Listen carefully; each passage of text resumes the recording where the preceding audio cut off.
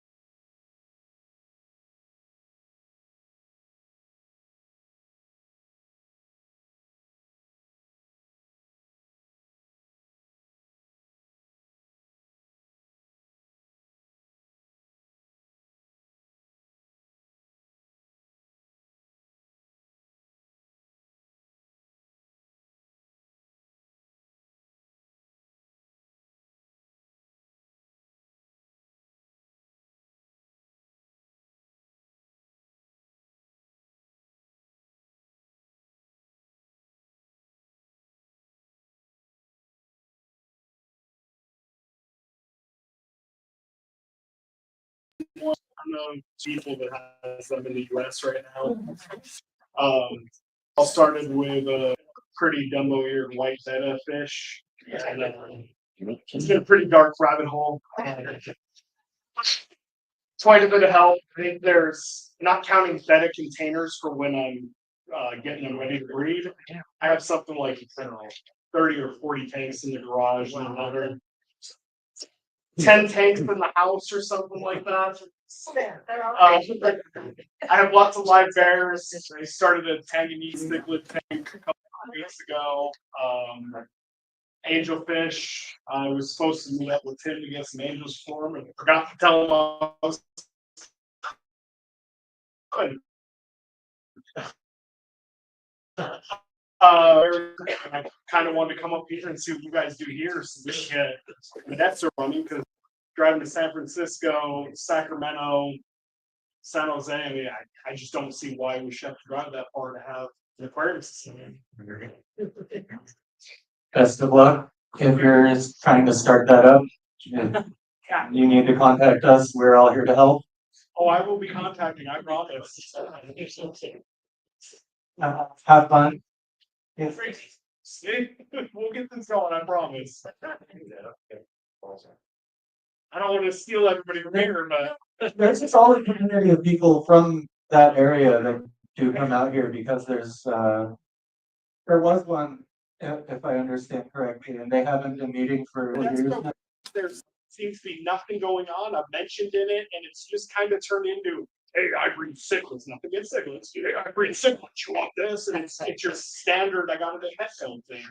And I would love to see our hobby stay alive. I mean, with Amazon and everything else, we're dying. Yeah. Well, every club has a little bit a different focus that people have and different rare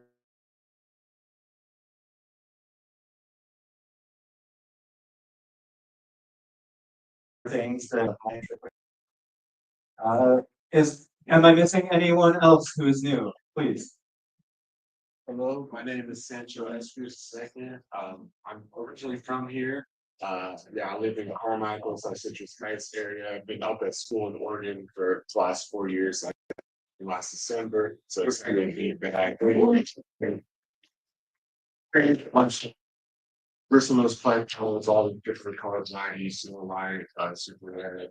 And also do Neos as well, climate change. If anybody's looking to rehome or I'm rehoming an 18-inch or an 8x shirt, if somebody's looking for one, please hit me up. Big toasters. Yeah. All right. Thank you. Welcome. Anybody else I'm missing? I just wanted to add that I over filter for my tank. So if anybody needs to start up a tank quickly with, say, a sponge filter that up to 75 gallons, I can provide that. Thank you. All right. Well, if that's everyone new, I will introduce myself. I'm the president. We're missing the vice president today. He is in Germany. Modesta in the back is our secretary. Joey in the other corner is our treasurer. The other corner. Jessica. Okay. Jan and Joe over at the auction table. There's Jessica. There's Jessica.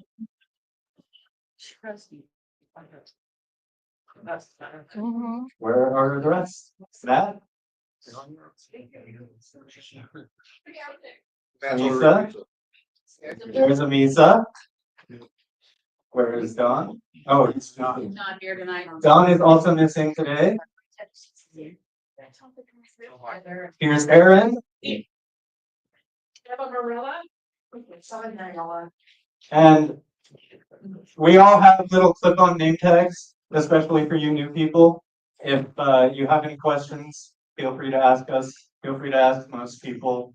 A lot of us have been here for a while and are happy to help you out.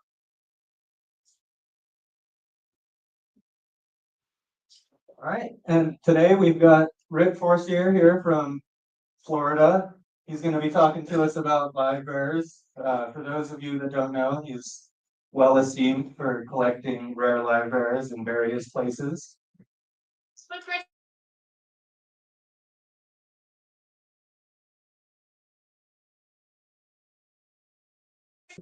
Crystal?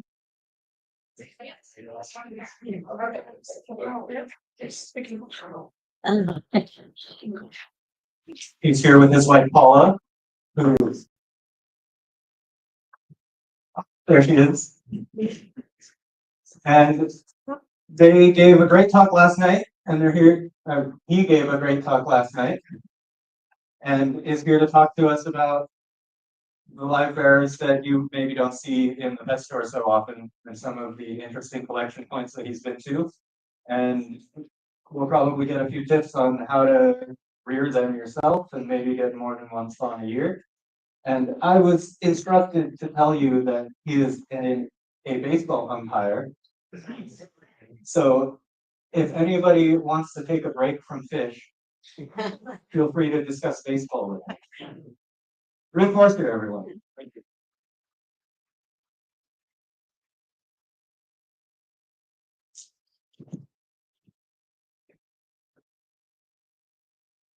Hardly, well, I got wired.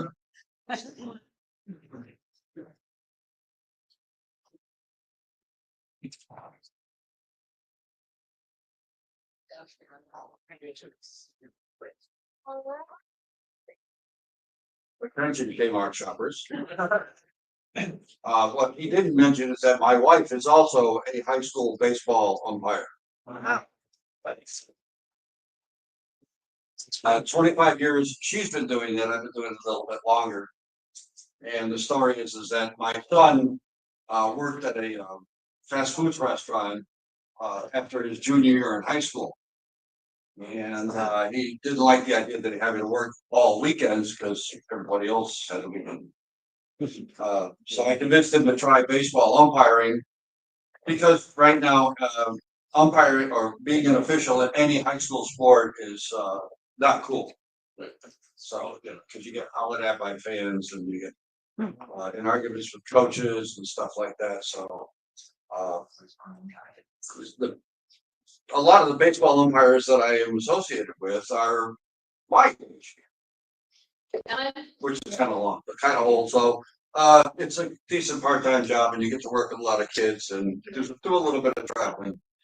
But it beats your schedule. It's not a bad idea. It's not an advertisement for it. So my son is sitting down one night during the summer. He says, "Dad, I got to go over this play with you because I'm not sure I got it right." And he just the situation. And then he told me what he did. And I said, "Yeah, you got it right." And my wife chimed in by saying, "Yes, I do that." I said, "Paula, I know you know the baseball game." She was class athlete in high school. And I said, "I just waited for you to say you wanted to try it too." So that fall, I got a one umpire kids game, little kids, only one umpire. And she got a small shirt and some pants and tried it. She did the basics. She liked it. She took the classes and she's been doing it for quite a while now too. As a matter of fact, this place in Hartford, from Bristol. And in Hartford, Connecticut, they put up a brand new stadium called Dunkin' Donuts Stadium, which is the home of a AA baseball team. And she was the first female to call balls and strikes in that ballpark. So she's been doing pretty good. And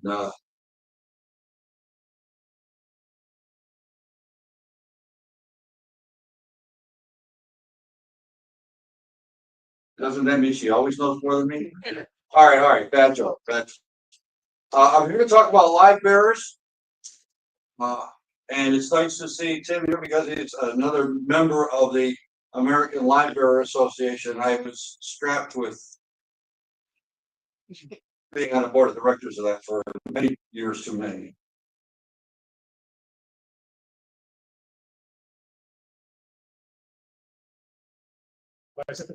Yeah, it happens. It's almost like you can't get it. But believe me when I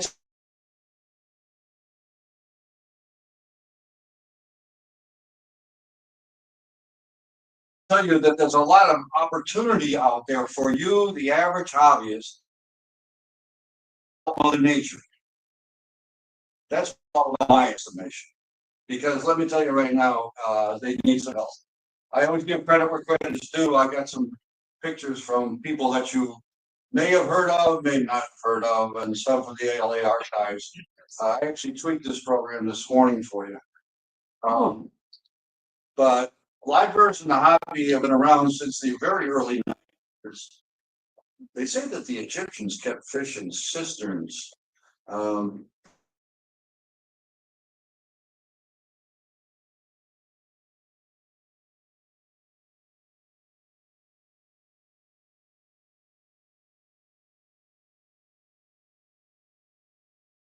A lot of color and fin combinations that have been developed. It's a good way to study science. It's a good way to get ecology. I also think that fish are a great first pet for a youngster because there's a lot of heartaches that can happen if you lose a dog or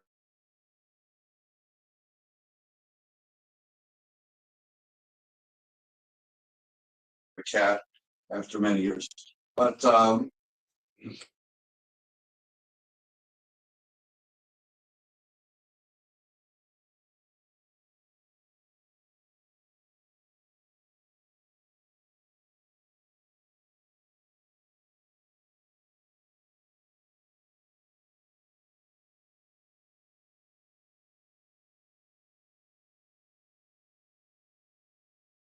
You can find some of them on the internet. Some of them do sell retail.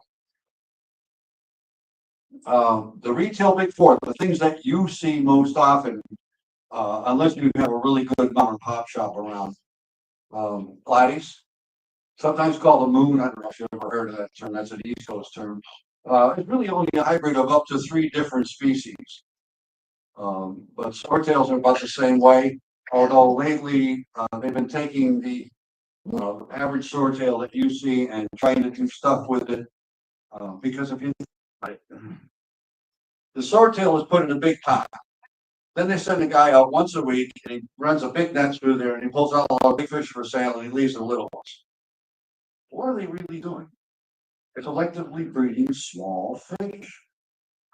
And if the males that have the big sword are the ones that everybody seeks, everybody wants the ones with the big sword. So they actually are introducing one of the tails that you very rarely see into the hobby called Zephophorus Montezuma swordtail, because it does get a very large sword. I got some photos of it in the program coming up to try to get these things regulated. Mollies are really only hybrids of 2 or 3 different species, and guppy is a single species. And be careful because they will cross with the Endler's livebearer, which is its unique species. But all of these guys in the family called Pasilians. And there's a lot of other stuff out there that you can keep around. So here's Zephophorus colorized, the original swordtail, and they keep sort of looking like this, but it's really only 28 of the described species in the genus Zephophorus. I'll be showing you a couple more as go along. As a matter of fact, there have been a couple that have been recently described. But all of those guys kind of got developed into this. Some nice stuff, and Ivan Dibble, the late Ivan Dibble's pictures in there too. Wild mollies. So Basilius is actually 41 different species right now. And I did bring one that I don't think you might have seen before for your auction today, just to kind of stimulate the interest in different things. There's a wild fish that in Florida, just around where I am, South Florida. Salvatoris, sometimes called the American flag molly, but it's that's the way it comes through. Now, I'm sure there are other flags with that color, but I wouldn't know what country they come from. But those got developed into the guys like this, the hyphen, liger tail, molly, etc. And there's always different variations. So when somebody asked me if I had seen a particular variation after the meeting last night in San Francisco, and I said, there might be one guy on Aquabid who might have it, but when I talk about Aquabid, I also say buyer beware. Yeah. The co-founder of the ALA, a lady by the name of Joanne Norton, was actually a professor at the University of. She basically taught about plants. She was into botany, but she was into genetics. She's really known for having developed daylilies. I say that because I know a lot of Joanne into plants. But she was the one that got into genetics. I had the good pleasure of meeting her once, the early 80s. There's so much more that you could do with this because Livebearers, well, there's actually 29 genres. I mean, some of you probably never even heard of some of the genres. Mostly for freshwater, some for brackish. And in case you didn't know this, just about every shark in saltwater is a livebearer. 300 species, and 274 listed in the California Academy of Sciences list, and in fish base. But there's probably a now.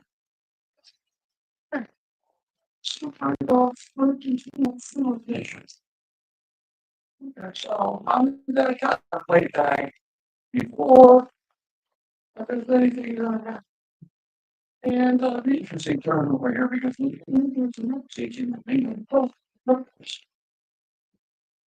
most of these guys actually provide some knowledge in the development stream.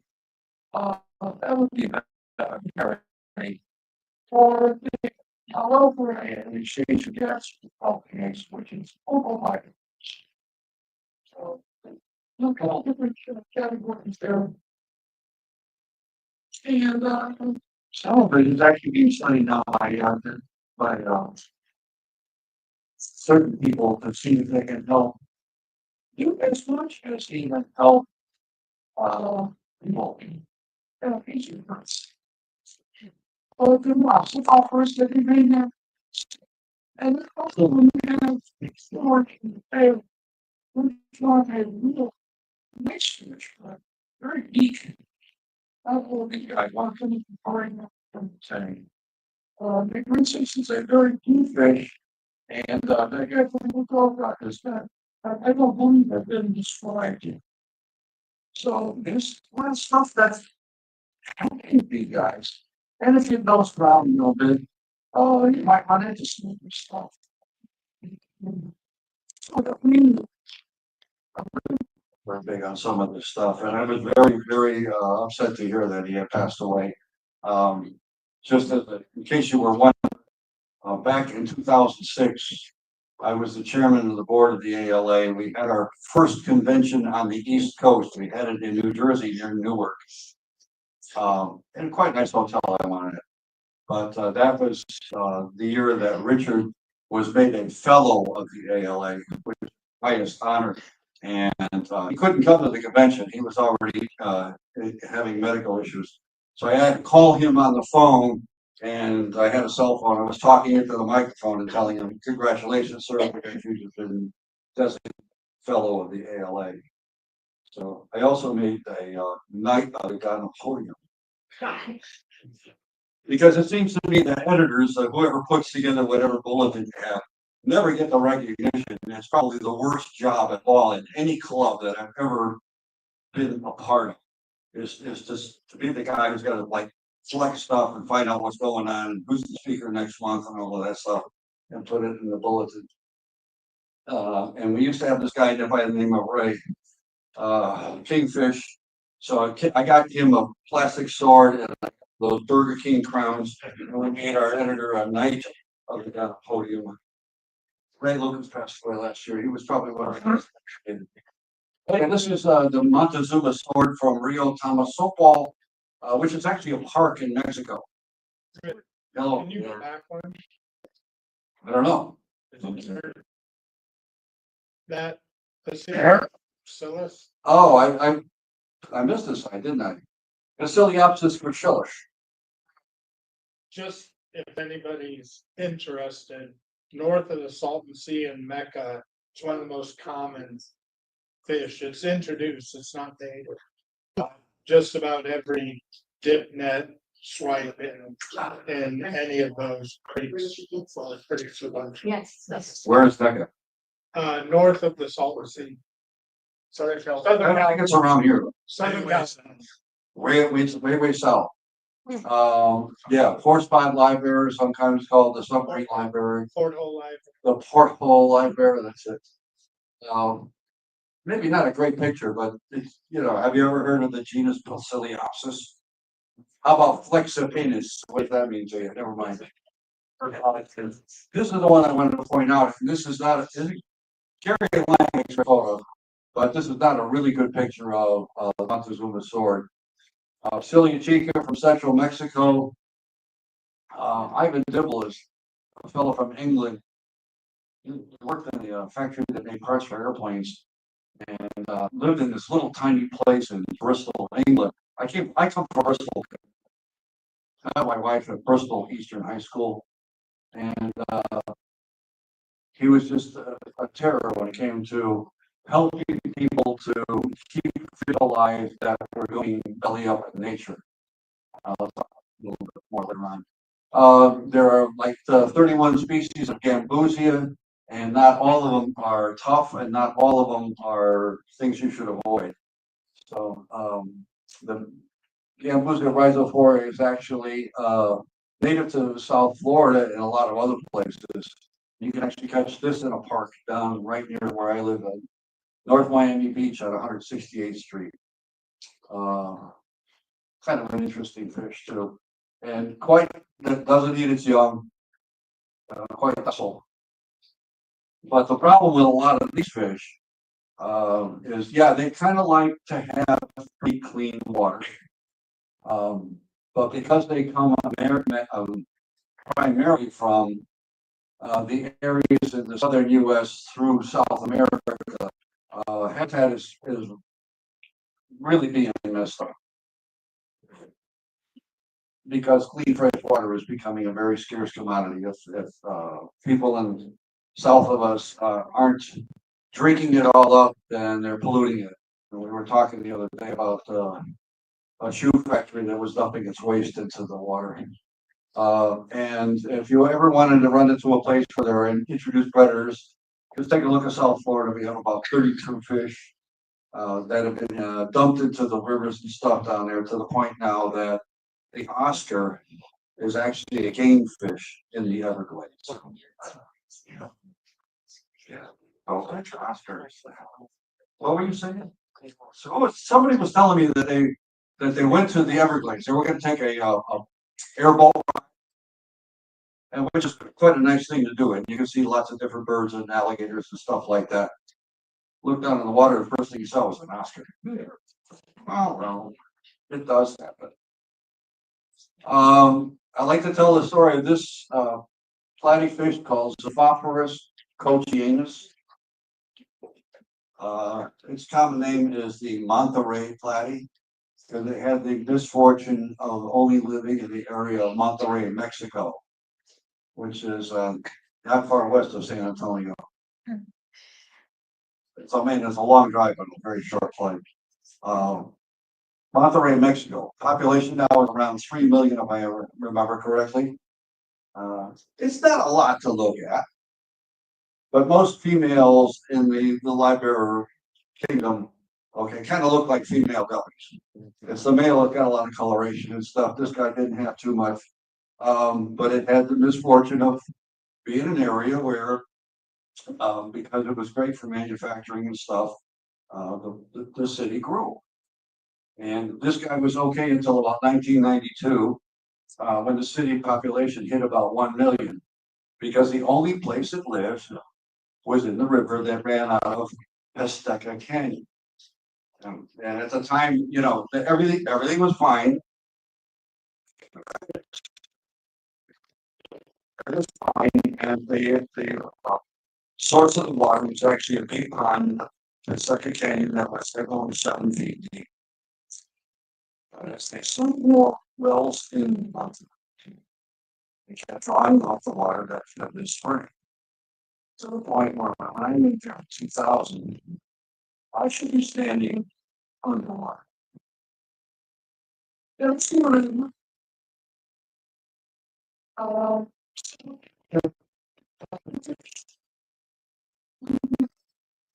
didn't have a home anymore, because downstream the water was polluted. So you can still find this fish. It's in the hobby. The originals come from a place in San Marcos, Texas, called the Zophophorus Genetic Stock Center, SGSC. They've been keeping it since the stock center was in Coney Island, New York. But it got moved to Texas many years ago. And you can help out nature, because eventually they're going to find a place to put this thing back into nature, I hope. The other one that you probably never heard of is the Goodea family of Livebearers. I know a couple of us in the audience have heard of Goodeas, maybe even keep them. Kim? Yes. Anybody keep Goodeas besides me and Tim right here? Oh, 1, 2, 3, 4, 5, 6, 7. Hey, nice. I heard of them. You heard of them? What's your name? Oh, Hello. Nice. I'm glad to hear that. The interesting thing about this family is that they all come from central Mexico. In general, they like cooler water. There are 40 species in the family called Goodea. Right now, only 3 of the 40 are considered safe in the wild. Only 3. What about the other ones? Well, this one right here. Now, can you see where I'm pointing? I don't want to use the pointer if I can help it. Zoogeneticus tequila. Like that. Was the Cuervo. The name comes from the fact that it originated in the Tequila Mountain Range, which is where all the agave plants come from that they make their good tequila out of. This guy actually was considered extinct in the wild for several years. Gorgeous fish, nice fish to have, doesn't get too big. You know, males maybe up to 2 inches, females 2.5 or so. Nice spangling, that orange crescent in the caudal fin. And this guy Ivan Dibble that I mentioned, the English fella, he worked with a university in the city of Morelia, Mexico, which had one of the first universities in the New World. Actually, it goes back to like the 1500s. Trying to convince the head of biology that they should, you know, be watching out for these guys. Nice picture of Caracodon audax there too, and I understand that there's a whole thing going on with the Caracodons right now. We'll talk about that later. So, but if you notice the model narrow up there, tequila did, we think, go completely extinct in nature. And the American Livebearers Association and a few other groups, including a zoo out of England, worked with the university, and the university worked with the zoo in the town, because the zoo had a river running through it that had no fish, but it's clean water. So they worked out a deal. They dug a couple of little ponds around where they had some room in the zoo to make some places where they could collect a lot of water. And they put 50 of these guys in there. Tried not to feed them. Next year they had 500. They took another pond. In the meantime, they're working with the Mexican government, because it took them over a year to convince the government that it was okay to reintroduce this guy into the wild. They started about 3 years ago. They dug the second pond. The next thing you know, they got about 1,000 of these fish. They had to find a place on the Rio Tamasopo where it could live. Then they had to go in there and take out all of the fish that had been thrown in the pond, because you know how people are. I mean, especially in Florida. I mean, you can find swordtails in Florida in some of the ponds that have been dumped there because the kids not feeding them anymore. You know, the family issues that broke up. So anyway, they got this thing out, they put the fish in there, and after about a year, it is surviving, and they're gonna try to do it again with another species that originally cohabitated with this. So that has been reintroduced into the wild. You can read about it in some of the ALA journals. And I believe that if you go into livebearers.org, some of those are available to non-members. Not so colorful fish, yeah. One of our former editors actually wrote a song called Little Brown Ditch Fish. Which is, the tune is, I forget the name of the tune that he sings it to. The interesting story about one of these guys is the story about this fellow right here, which you can pronounce either Alatoca maculata or Alotica maculata, because it was considered since 1980, and from England tried to get down to the research on it. And I used to know the name of the guy that led the group. I'm terrible with names. You know how bad I am with names? Just ask my wife. She'll tell you how bad I am. They couldn't find it, so they said it, you know, must be extinct in the wild. But then a guy by the name of Jeff Smith from NYU took a bunch of grad students down to the same area, and they went down. And the interesting thing was that the English group, they stood on the shoreline with long handled dip nets and tried to find it, and said, "Not here." The grad students from New York went down, and they went down with seines, and they went in the water up to their necks, wearing ill sneakers and stuff. And they got out to like 6-8 feet of water, pulling these things up. They found it. find that out? Come to find out that everybody in the English group was afraid of the snakes. So extinct fish was found. Tower eye over here, Novius toweri is actually quite a nice looking fish. Sometimes referred to as a green gudea. And if you can find Elatoga goslini, good luck. That one is almost impossible to find. It is critically endangered in nature. Alophorus robustus, the bulldog gudea. You can feed your baby cichlids to this guy. They'll get to be about 8 inches long, and it will hold its own in a cichlid tank, as will a lot of the gudeas. And they like the same water, hard alkaline water. You're gonna pay for a robustus because I think there's only about 7 guys in the United States that have it right now. But it is tough. The nice thing about some of the gudeas is they'll put all of that hair algae off of the rocks and pieces of driftwood and stuff like that in your tank because they tend to be omnivorous.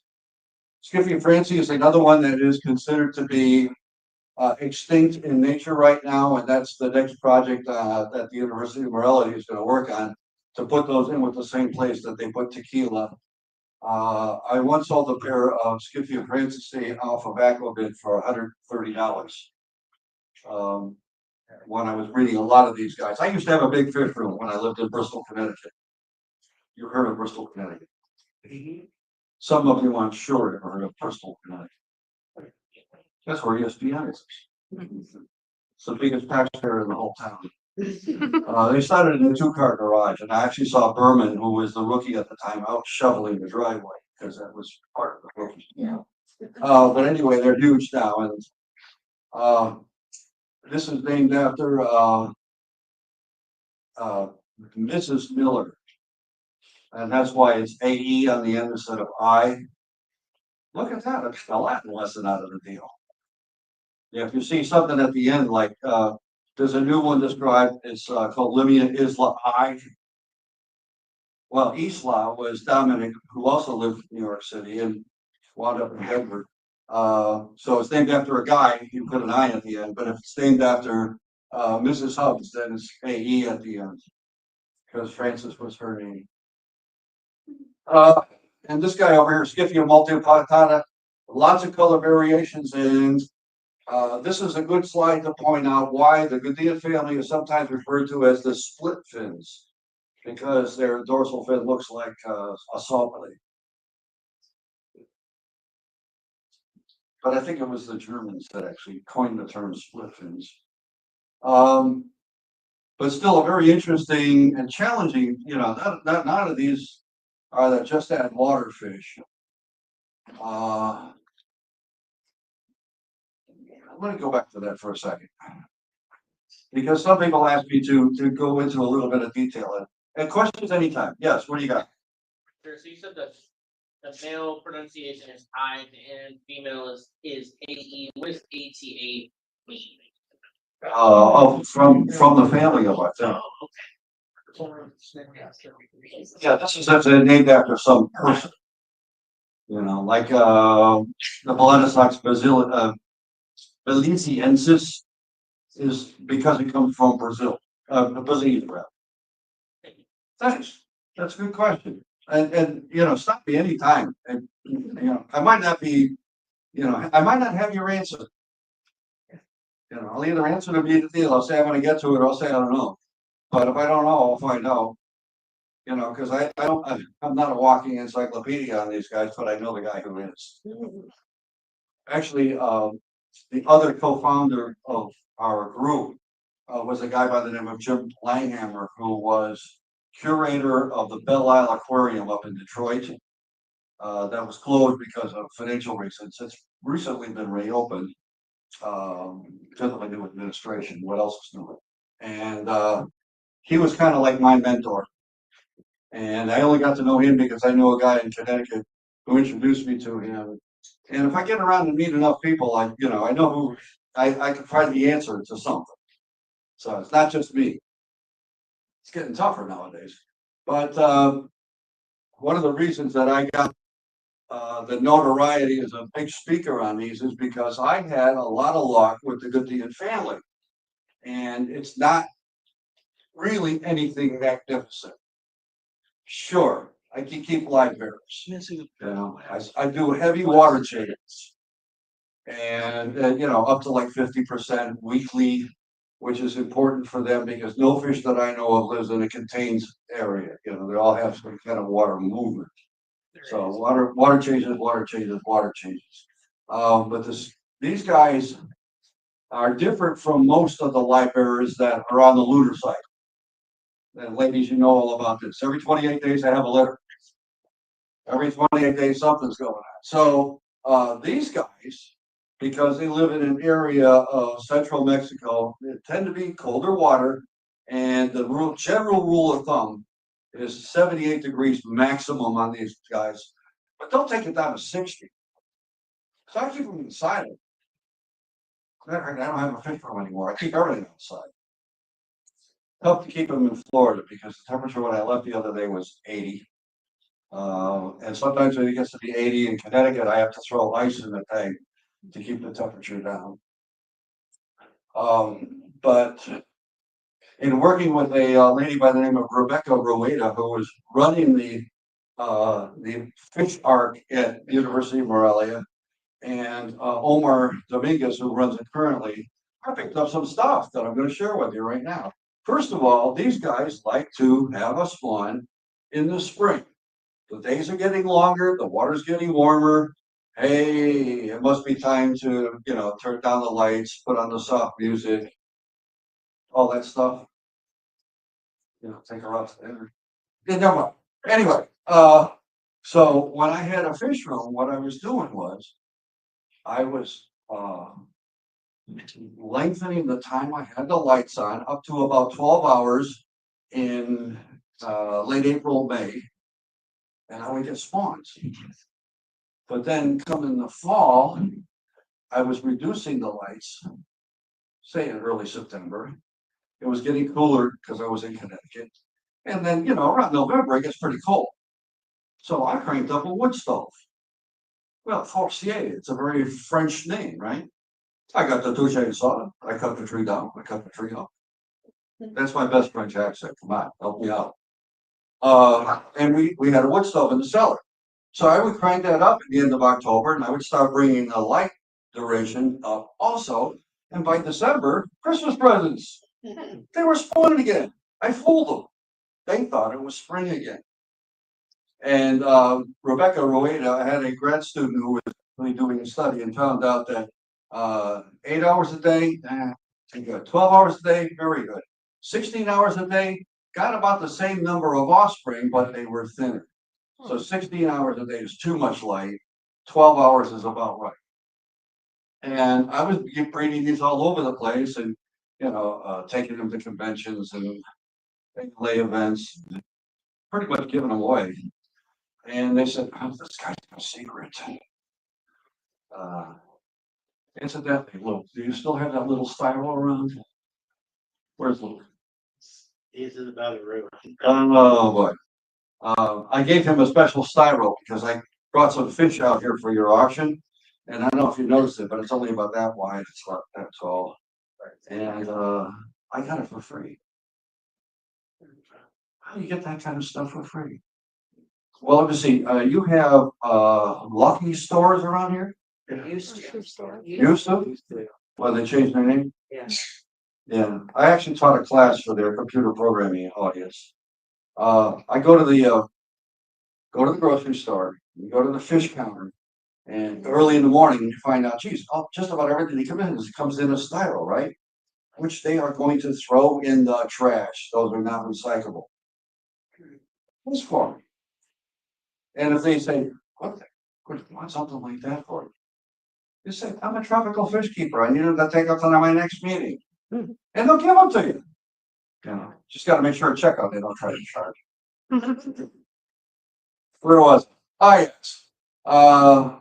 And Gambuzzi finished and Holbrookie have been used for mosquito control. I've actually seen these, you know, like, oh, shit. The family passed away. They got a swimming pool in the back. It's full of mosquitoes. We'll just get a dozen of these guys, throw them in there, and then now there's 200. Gambusia genus in there. The problem is not only do they eat mosquitoes, but anything else they can get into their mouths. So, some of these are a little bit challenging to keep and to get offspring out of. But don't let them into nature. And I just talk about those two fish again, Zooga, I think it's tequila and Skip Francis. It's a picture of the mosquito fish. But there's, tons of different ones in Gambusia, so don't rule out keeping those. So what else might you be interested in? Well, we talked about the Pasiliads and we talked about the Gadias. There's a whole family that comes from the old world, actually from the Far East, called the half-beaks. Those are not native to this area. There is one, Yeah, there might be, but I don't remember what it is. Atlantic half-beak. The Atlantic half-beak. But then all of the seahorses and pipefish, and there are some saltwater and freshwater pipefish in St. Anthony. And Anablepidi, this is the Anableps, and if you go to the California Aquarium of Science, they got a nice exhibit on them. The four-eyed fish, you keep part of their eye above water at all times. And you can find those once in a while. You just got to remember you need a 20 long or bigger.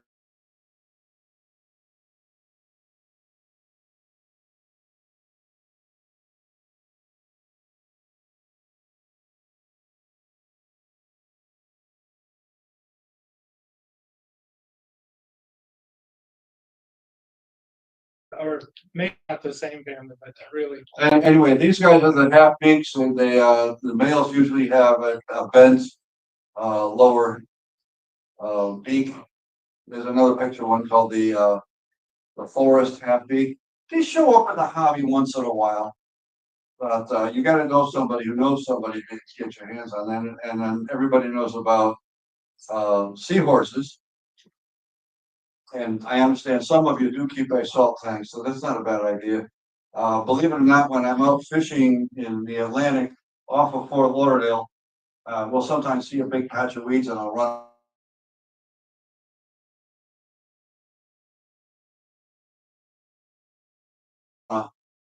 My dip net through that, and sometimes I'll come up with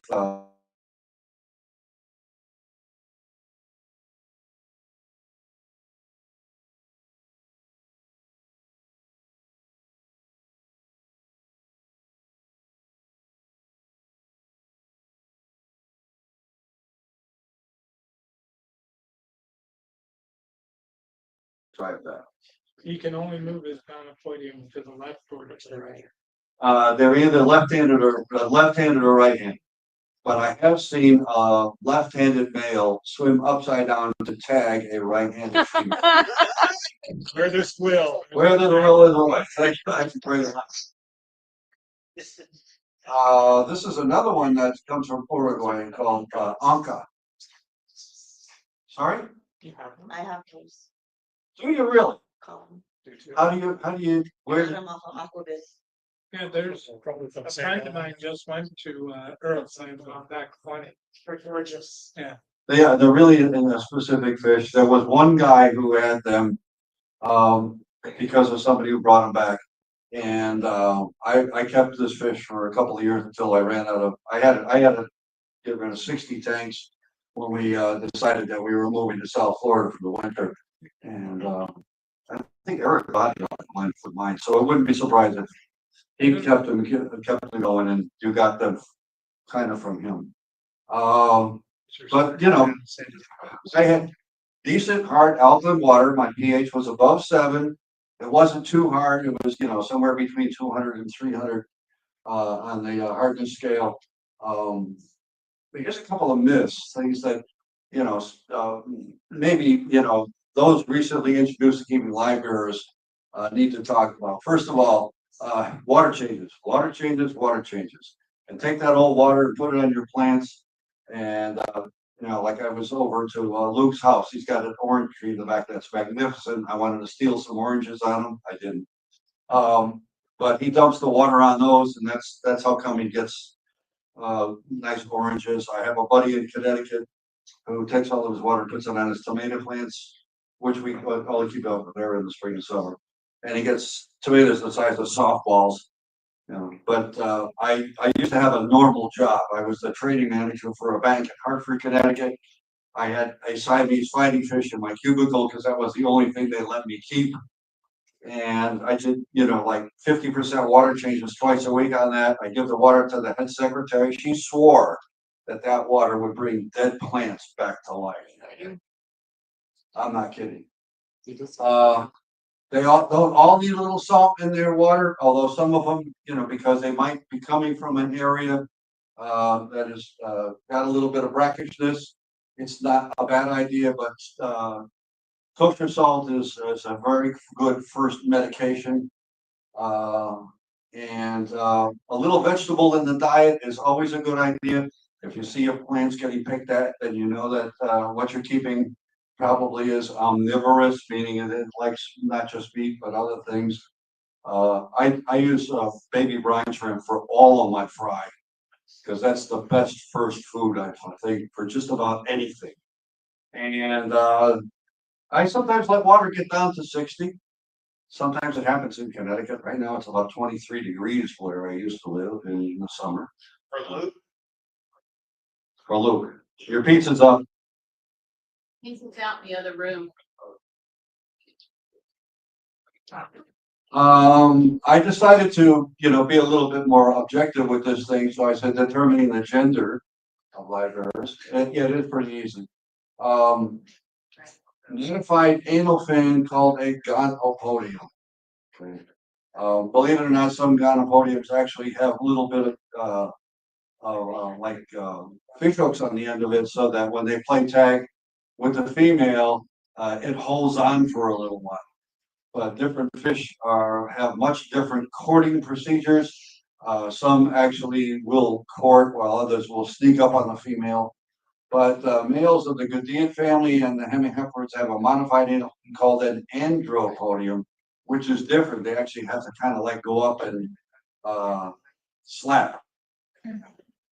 And you probably say, well, what is the big difference? So I put in this photo of one of my favorites and probably the easiest of the Goodeian family to keep because it's pretty much bulletproof. This is Ameca splendens.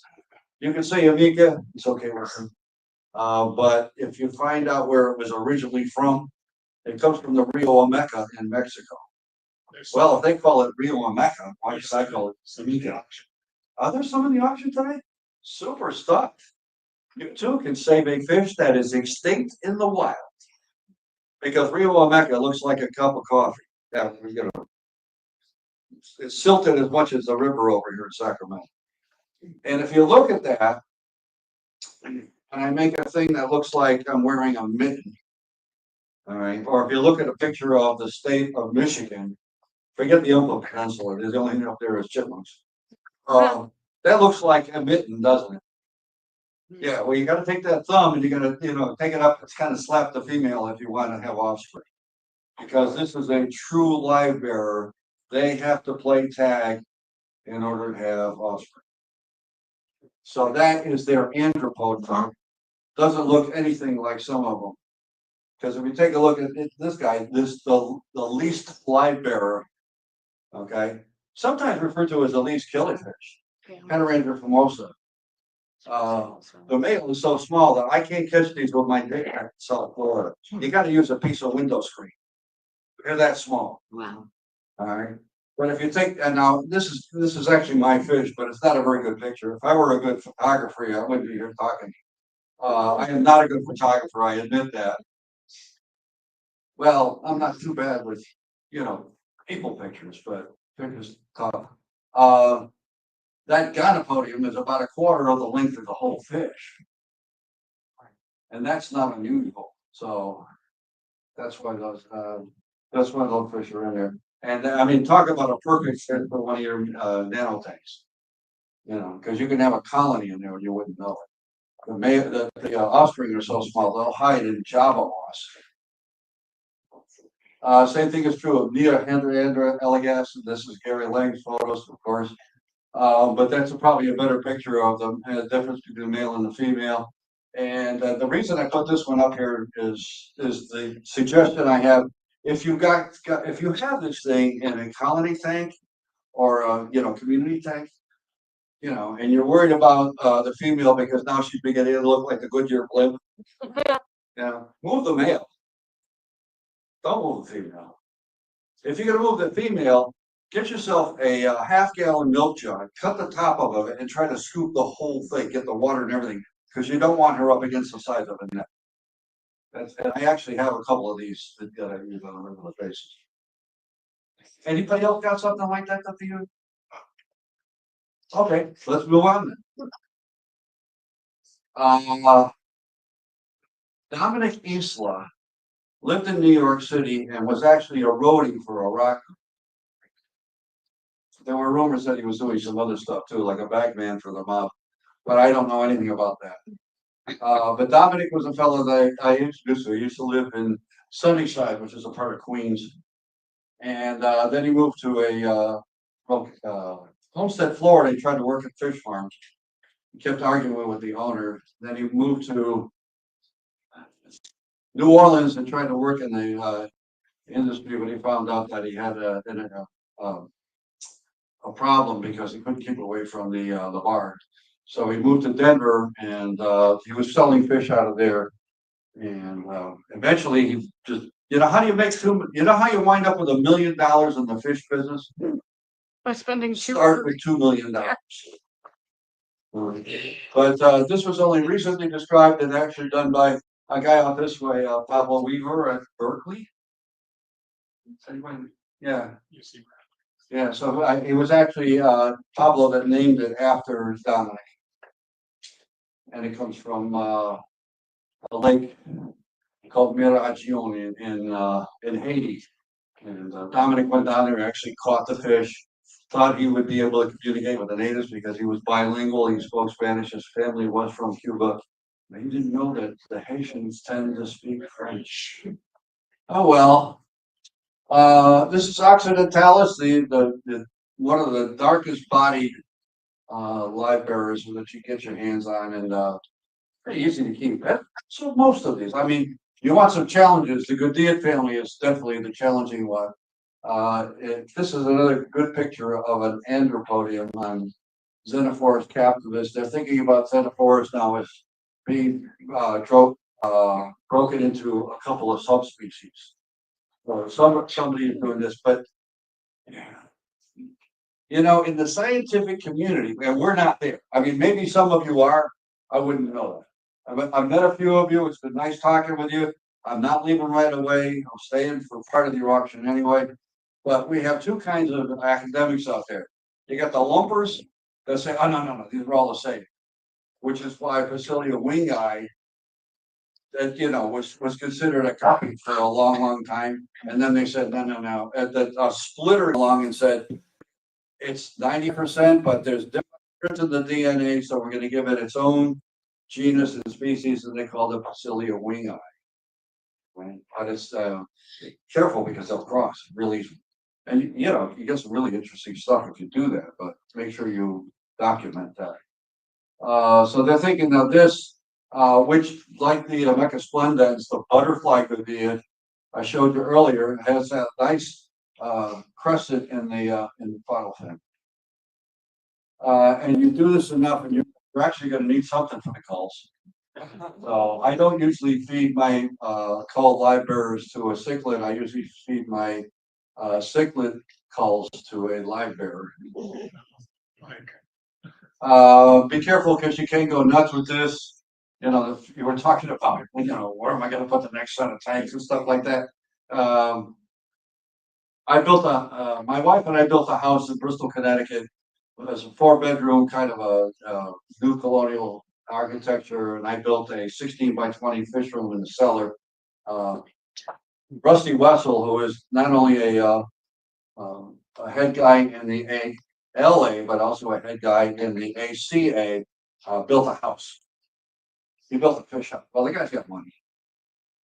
This is what Charlie Grimes took this picture for me. You ought to see the thing now. It's just full of nifty fish. Ponds all around. And it's got 3 ponds outside and one that's got nothing but koi in it. So, but that's not part of this talk. just trying to follow this stuff is fun. Maybe as I get older, I'll find it to be a challenge. I'm not there yet, I guess. You know, there's still room for us, guys. Border species and safari have been described the last 4 years because the ALA actually has a program to give grad students a scholarship to help them to get their next degree. And one of them is the guy down in Mexico whose name I can't remember right now. Is leading the charge to get some more of the Saphophorus described. And one of the reasons I go by the nickname Rick is because Richard Griffiths took Richard, and then we have a Rick in the club and a Dick in the club. So when I came around, I said, well, I'll keep my high school nickname. And I saw Dick out yesterday down at the San Francisco club, another nice guy to talk to. So, you know, there are things changing in the hobby, and is that for the better? Well, it could be. But the thing is that you have a chance to get involved in this stuff and work with something that's, you know, not completely out of the realm of difficulty. And I don't need a 220. I mean, you know, some of the fish I brought today for you guys, the 2 Saphophorus, I spawned them in a 5.5. That doesn't take a whole lot of room. You get almost that in San Francisco. And then you got these guys, which, you know, have all kinds of color variations now. And I actually think that they should have their own page on Aquabid because they're just littered. Oh, yeah. There's like 10,000 different numbers. 10,000 different numbers, and Wow, airspace are all. Yeah. they're all over everything. And, you know, it's just, you know, you can have some fun with genetics with this, and that's not bad for some kid who's a junior in high school. That's around a paper from biology. Something they do. That's a real good picture. That's actually my sword. Gary Lang came over the house and took the photo. Interesting guy, but he does a lot of rainbow fish. I caught this fish in a place called La Menzita outside of Morelia, Mexico, and we still don't know what it is. I thought it was Basilia infans because I had a guy with us on the trip that was a PhD, and that's what he told me it was, but oh well. So, you know, there's stuff you could do with this and still have some fun.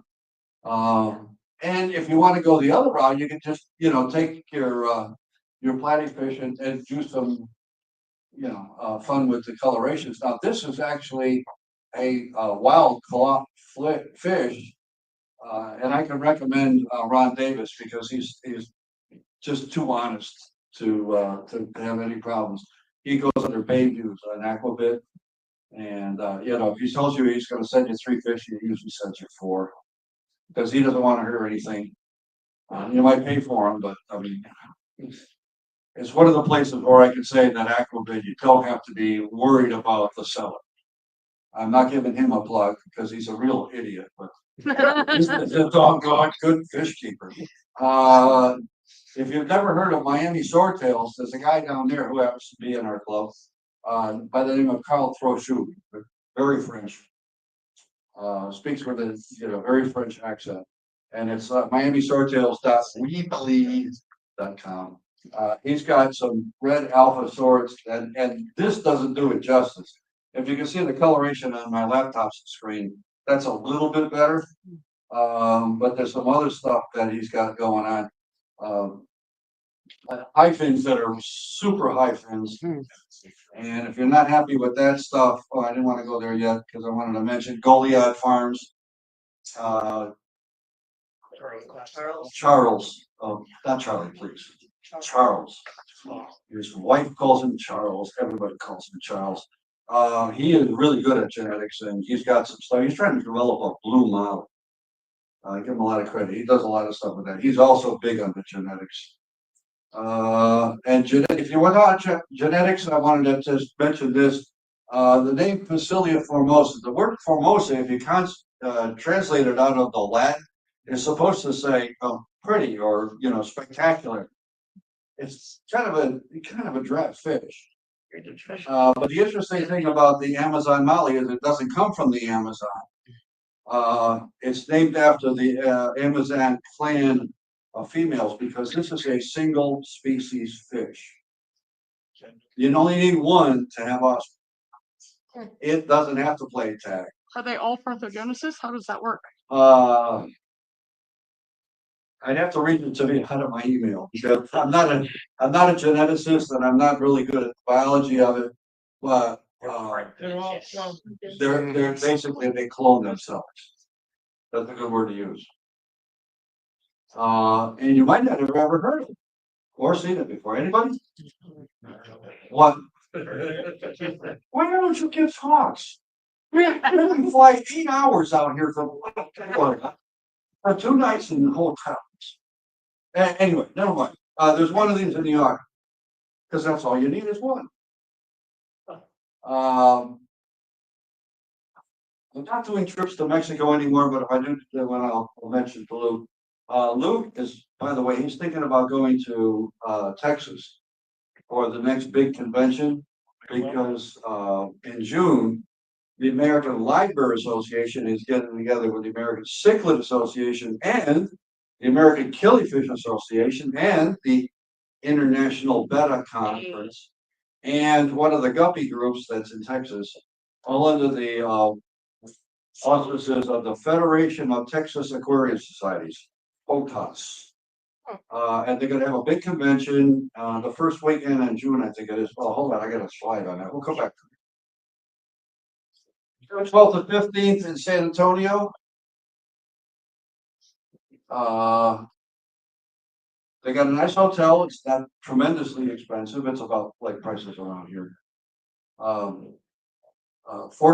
days, and they're gonna have at least one collecting trip, one fish farm visit, and a visit to the Zephyros Stock Center, which is at the University of South Texas, San Marcos. I think the farm is going.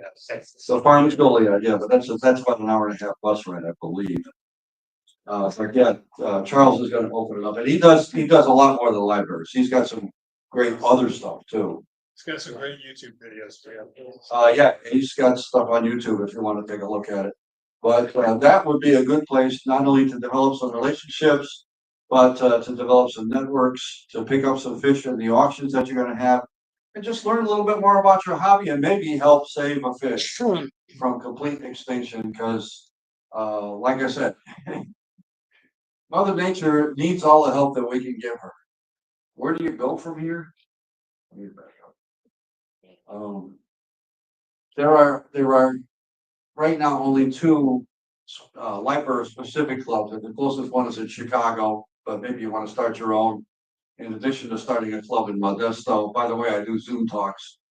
So if you don't want me in person, you can always ask me to do Zoom, and I have done that for a club that was like on its death now up in Detroit, which is now trying to come back.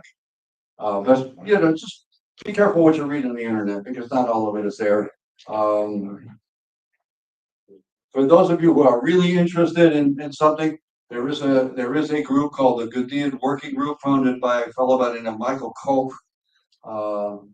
Mike was the curator of freshwater fishes for the public aquarium in Vienna, Austria. How does a guy from Austria get involved with Mexican fish? Just lucky, I guess. But he is actually started a group in Europe and a group in the United States under the auspice that basically it's what's his name up in Wisconsin is doing most of the stuff with the North American Working Group. John Lyons. Oh, John Lyons. He's trying to do most of it. John Lyons was so much he's got a fish named after him, Xenotica lion's eye. But that's a good one to know, and it's got all the details on there on some of these good deals that I was talking about. It doesn't tell you where to find them, of course, but that's always a challenge. But it's a good reference point if you're interested. Chicago Livebearers Association does have a web page. Northeast Livebearers Association just went out of business, but I'm hoping to get it resurrected. We actually put that together just to get the ALA to come to the East Coast because they were just convinced that you couldn't run a convention outside of the, you know, the Midwest. So they were always in Ohio or Indiana or Michigan or someplace like that. And we had the largest convention ever in New Jersey. New Jersey, you can't say New Jersey. But that's about all I got to talk about right now. I'm gonna stick around for questions because I didn't get a lot during the talk. I understand. Some people don't like to ask a question in front of a big group. And it's okay. I mean, you know, funny thing I'll leave you with is, you know, there's a group called the Toastmasters that help people to do public speaking, because if you look at a list of the things that people don't like to do, and people say, well, hell, everybody's gonna die eventually. I'm not afraid of that. Get up in front of 20 people, not on your life. Yeah. But I thank you for inviting me out here. I hope you enjoyed the talk.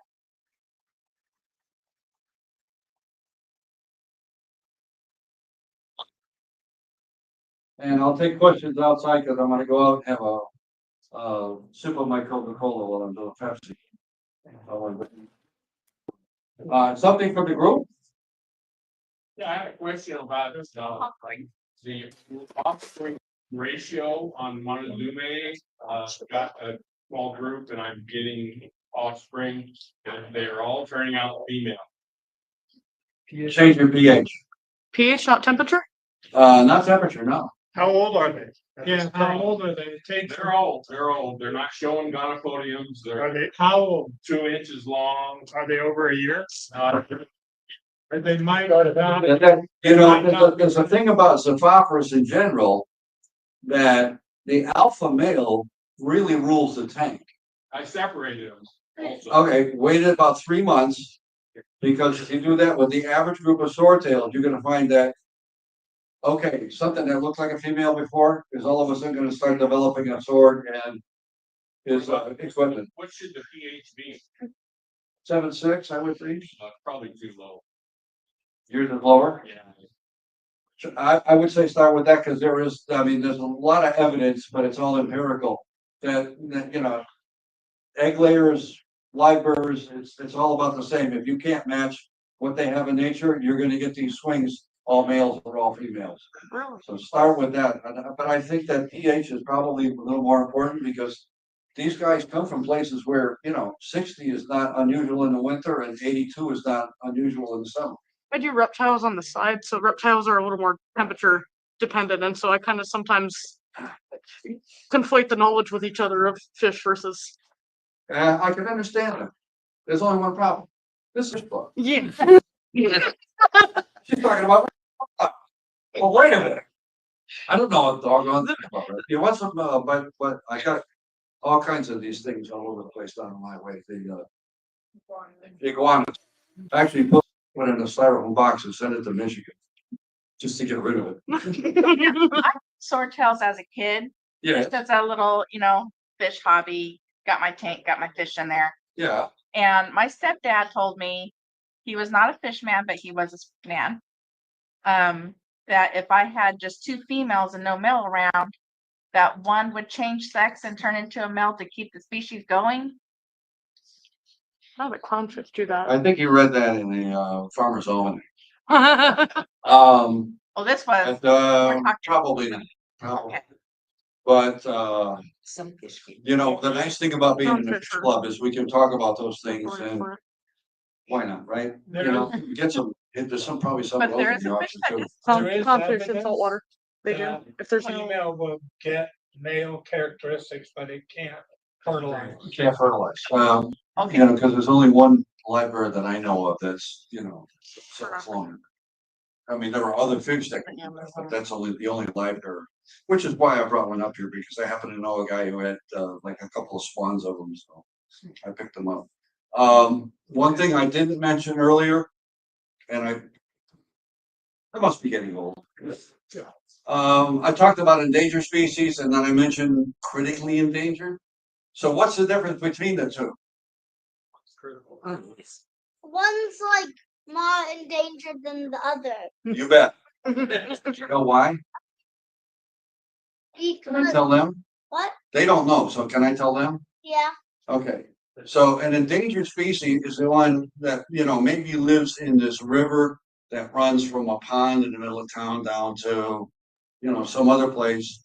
And, it lives in a pond, but it also lives in a stream. But if somebody pollutes the pond, and, the stream might have other tributaries, so, we gotta be careful. But, fish like, I bought this one called Gordon's Molly, Zophophorus gordoni. Comes from a part of Mexico to the west of Monterrey called Cuatro Ciénegas. Who speaks Spanish? Four swamps. Back when I went out to that area, and I think it was 2006, we couldn't even get to the place where this fish supposedly lived because there were people walking around with weapons. Oh, great. So we didn't go there. And as a matter of fact, when we got some fish from across the way, some people drove up in a Jeep in uniform and told us that we had to put the fish back, even though we had somebody with us who knew what he was doing. So we put the fish back. And 2 years later, a guy went down there and he got the right paperwork from the university in Monterrey, and which I had afterwards, by the way. And they went down and they found the habitat that this fish, Zophophorus gordoni, supposedly came from. And what they found was that the pond had completely dried up, and they thought that it was gone. Come to find out, the farmer down the way had run a pipe from that pond to this place that he dug so he could have water for his plants. Guess what swam through the pipe? Zophophorus gordoni. So he had it, but he had it only in this one artificial pond. And if it lives in one little pond like that, that's called critically endangered, because if you get a car tipping over or somebody doing something they shouldn't, then it's gone. So, and believe it or not, when I was in Mexico, I got a picture in my Goodyear program that this guy backed his Peterbilt up to the stream and did an oil change. Oh. Because he said, well, gee, why not? I mean, and the answer is, well, if you do it and a few other people do it, it's just going to ruin the water for your grandchildren. And we had a fellow with us who was fluent in Spanish. I am not. They explained this to him, but in several places along the way, my experiences, and I've been to Mexico about 6 times. It's not unusual to see folks from the town go down to the stream because they don't have a clothes washer. They're washing clothes in the stream. People are washing their cars in the stream and all kinds of stuff, including washing the baby. And we got kids here like that. I don't even know if I would wash it myself in there. Oh, I fell on it in a couple of occasions. Not on purpose, by the way. And I thought I mentioned that if you're interested in live bearers, there's at least a dozen bags of wild live bearers in the auction. I'm sure that. What Rick brought, and I brought some, and there are others as well. Yeah, Tim Harbinger is another member of the American Livebearers Association. He's also, you're on the board, or you're on it just committee chair? Unfortunately, I'm on the board. Yeah, just be careful you don't run into the same situation I did. Patrick is trying to get out, but our chairman of the board right now is trying to groom a successor. I tried to groom 3 different ones. The third one finally worked. The first guy, within a month, well, the reason I got him was because the guy who was chair, in the same month, he found out that he was the head of a music department in a private school north of Denver, Colorado. They eliminated the music department, and he found out he needed a kidney transplant. So I wound up a job, and so I was grooming a guy from Ohio, and in 1 month he got a new job, he got engaged, and he bought a house. I heard from him twice after that, and afterwards that was it. He was gone. And then Mike Helwig, who I understand has spoken here, just during the he was all set. He was vice chair, and he found out during the downtime. He says, "Look," he says, "my business is going downhill. I'm going to have to spend more time on it to try to keep my family going." So it was only after that I was able to get somebody You know, I did it for like 6 years. It was like too much. It's a long run.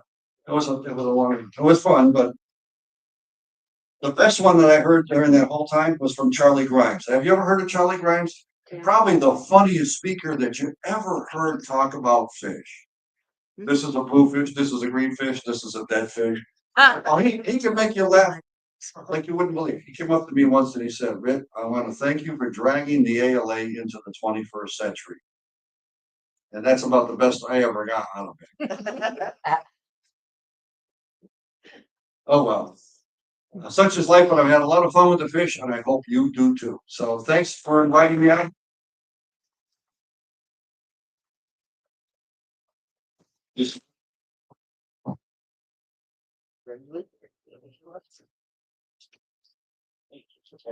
I'm gonna go crap out.